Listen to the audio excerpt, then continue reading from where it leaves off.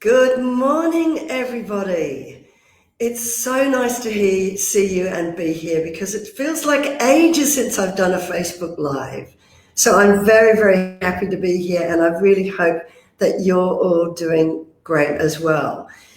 Now, I wanted to do a Facebook Live today because one of you posted saying that you're working a 60-hour week plus a part-time job.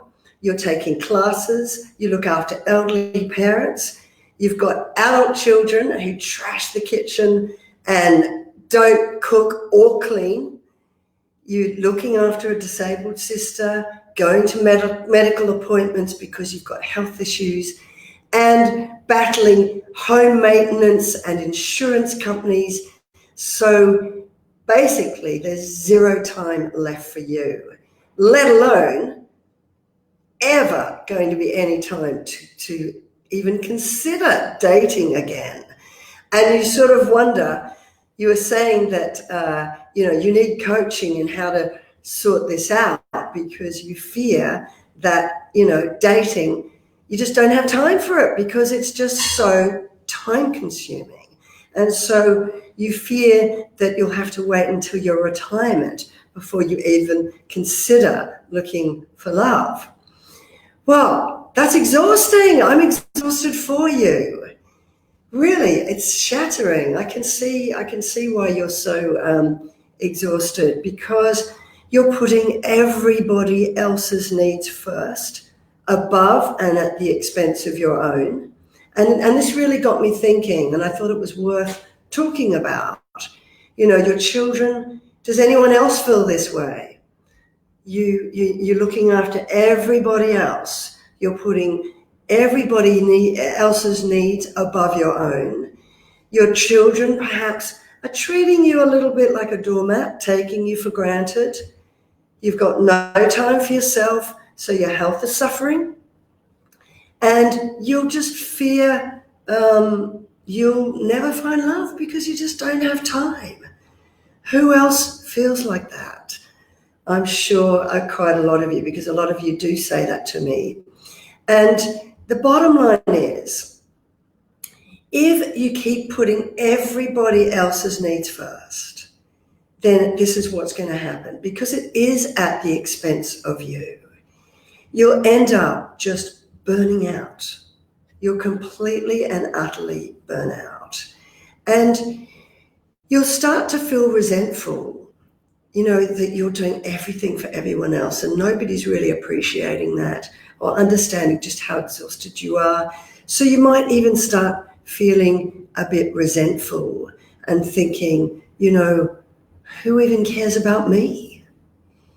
You might realize too late that a lot of your effort is in vain because you can't control anyone or anything else around you. You can only control yourself or change yourself. So you might find that after all this effort, it's in vain, and you're the one that's just left a complete and utter wreck.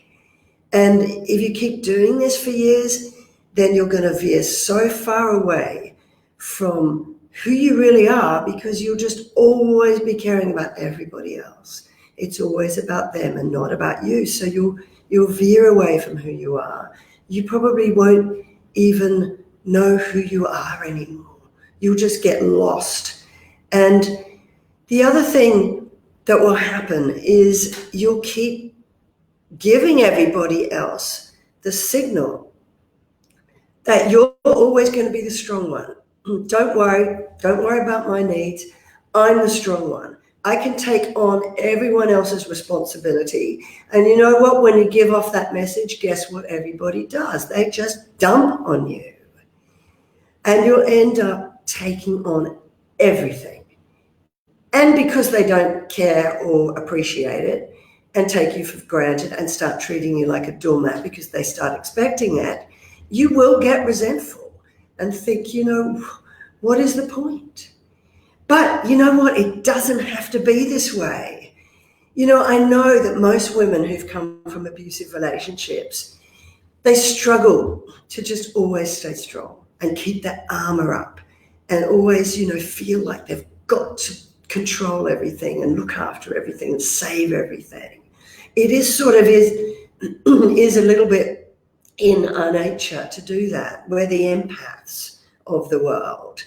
And we start to, always look after everybody else above us, and we put their needs above and at the expense of ourselves.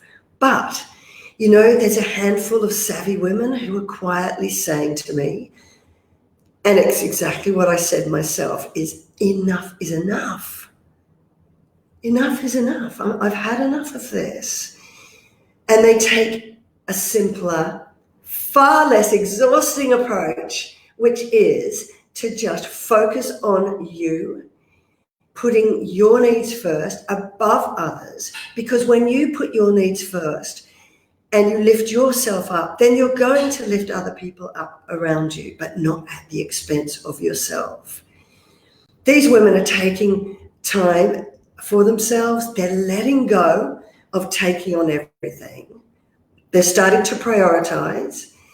They're starting, they're letting go of trying to save everybody, from trying to take responsibility for absolutely everybody, and taking on the weight of all relationships. More than 50% of that responsibility for relationships. They're letting that go and saying enough is enough.